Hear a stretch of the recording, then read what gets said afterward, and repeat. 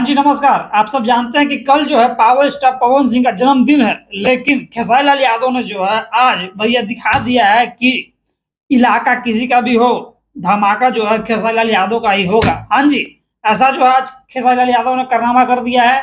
आप सब जानते हैं कि ग्लोबल म्यूजिक जंक्शन पे जो है खेसारी लाल यादव का एक बहुत ही बेहतरीन गाना, जिस गाने का नाम है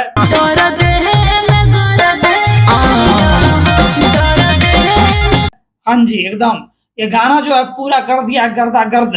और और बहुत ज़्यादा उम्मीद है कि जो है कल कल मतलब कि पावर स्टार पवन सिंह का है जन्मदिन, और कल जो है सारेगामा हम भोजपुरी पर जो है पावर स्टार पवन सिंह का गाना भी आने वाला है, और लोग पूरा यूट्यूब पे जो है हल्ला फैला के रखा है कि पावर स्टार पवन सिंह आते ही जो है पूरा इंडिया में धूम मचाने की तैयारी कर रहे हैं। लेकिन खेसारी लाल यादव का ये गाना जो है देखने के बाद ऐसा लग रहा है कि नहीं, नहीं, नहीं, नहीं, कहीं न कहीं जो है खेसारी लाल यादव शायद रुकावट जो है पावर स्टार पवन सिंह का धमाका में बन सकते हैं।